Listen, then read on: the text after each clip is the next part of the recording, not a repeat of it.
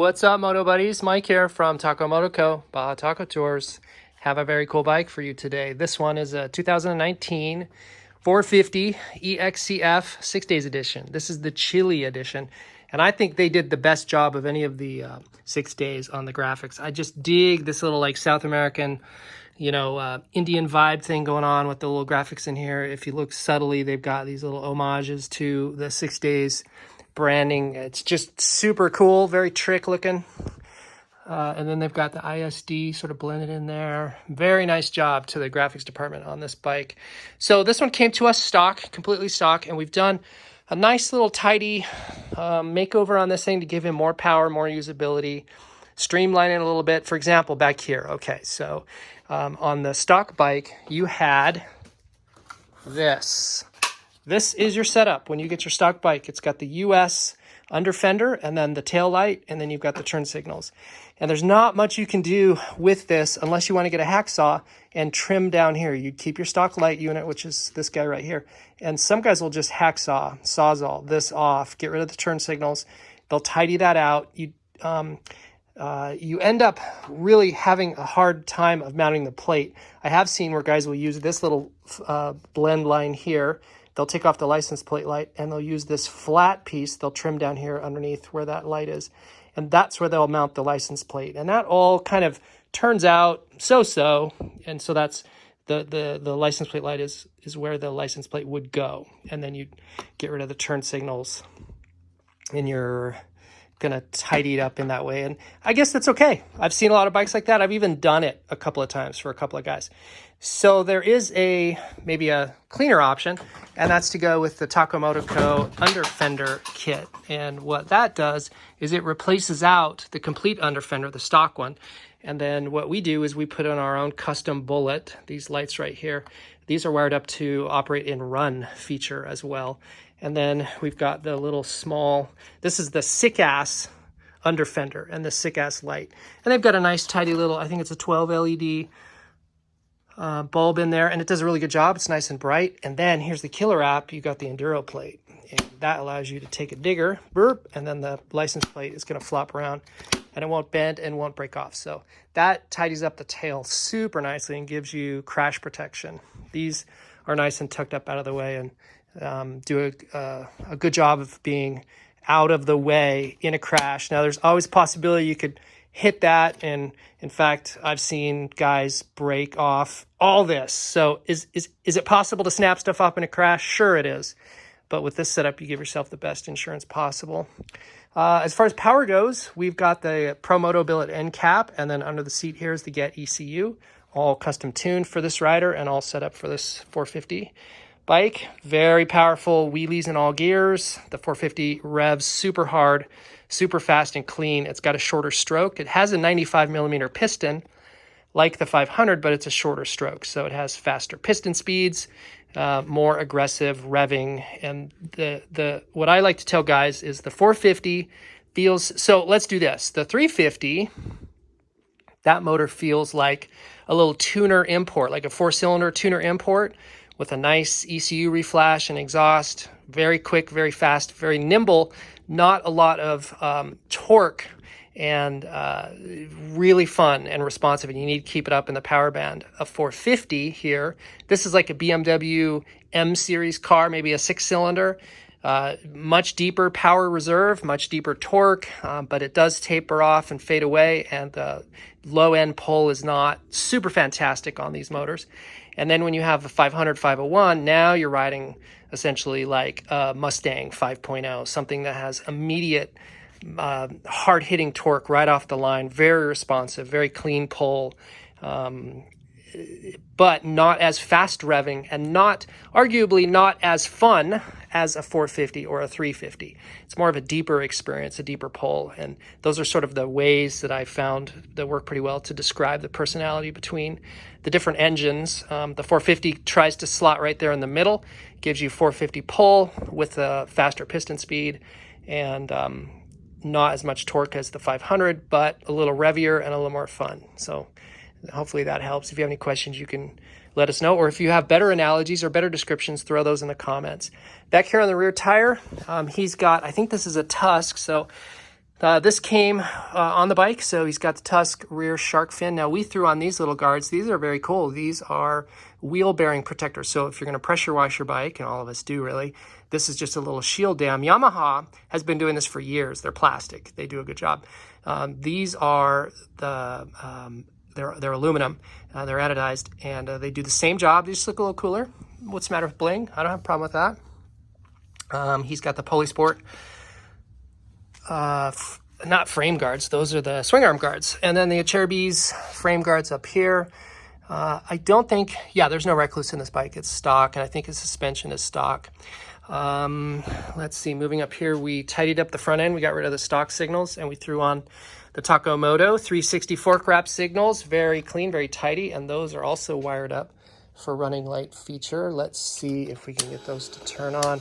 We're gonna have to have this bike run to do that, and we'll do that at the end. And as part of cleaning up his power, this is an off-road bike, and so we did the SAS pump. There is our Takomoto Co. exclusive black anodized SAS pump delete plug, very clean looking up in there. Notice steel on the frame guards, the frame gussets here, or not the gussets, but the engine brackets. We just did a video the other day where we talked about how the 20 plus bikes have been cracking some of these engine brackets. And on the previous gen bikes, they're steel. They changed to aluminum for a little more flexibility. And I think somebody I was talking to the other day is looking at coming out with an aftermarket version on the 20 plus bikes that will be steel. It will add durability. It will change some of the frame flex dynamics. Will most guys notice that? No, they won't. They definitely won't. But it will add some durability to that, to the potential issues of some frame engine bracket cracking on some of the newer model bikes. So there's that. We left the thermostat in. This guy lives in southern Utah, and even though it's hot, there is really no performance gain in terms of cooling that is of any value when you do the thermostat deletes. And in fact, because he's in Utah and it's going to get in some cold temperature riding, it is smart to leave that in. And I do on all my bikes. I never delete the thermostats out on any of my bikes. And we run them through Vegas, hot, Mexico, hot. Just threw on the little free flow vent hose because we don't have the charcoal canister anymore, and that's been blocked off. We left it intact though, so for resale, he can hand over all those parts. And then up here on the top, we've got the BRP Scott stabilizer set up. Threw that on for him. We also changed out the bars. We used the Evos, Pro Taper Evos. They have a little bit more flex in them than the stock Neckens. The Neckens are not my favorite. They're very rigid, and these are a little more supple, a little more flex, a little more bend and give. And I like a taller sweep. So the cockpit on the KTMs tends to be pretty cramped, if you're a tall guy, you're hunched over, and so this gives him just a little bit more height, bar height. And I think the magnesium color looks pretty cool. So he's got the double take mirrors on there, both sides, very clean. Stock headlight, didn't do anything there to that. Everything up front is pretty stock. He does have the Acerbis front disc cover, and this is aesthetics. It's a nice looking piece. It will be mainly for splashing mud and dirt. That's really kind of what this is about. You see how flexible it is. It's plastic. So it is not really a disc shield. If you're riding some crazy hard enduro and you're worried about denting your front disc, this is not the one you'd get, but this would be like a mud guard. I personally don't run any disc protection on the front. I have warped out a front rotor and then had to take the pads out and then not ride with the front brake on a trip, and that happens. But I do not want that unsprung weight, and so I just run stock. I don't have any guards on there, but that's sort of the difference between one that is rigid, which will be heavier, and then one that is plastic and lighter, and what they do. This bike, the 6 days, it has the floating, which is pretty cool to see in there. It's got the floating Galfer front rotor, and that is a nice little feature with the 6 days that you get. Let's see, what else is going on this side? Yeah, he does not have the recluse, so I can see, because he's got the stock master cylinder in there. And then he's, because of the 6 days, you've got the nice anodized rear sprocket, and that's a 45. So I think the final gearing on this is 1445, which is a little bit tall. And if you're really doing some hardcore off-roading, you'd probably do well to do like a 1449 or maybe a 1450. And then as far on this side over here, we've got the get. This is the map switch for his ECU.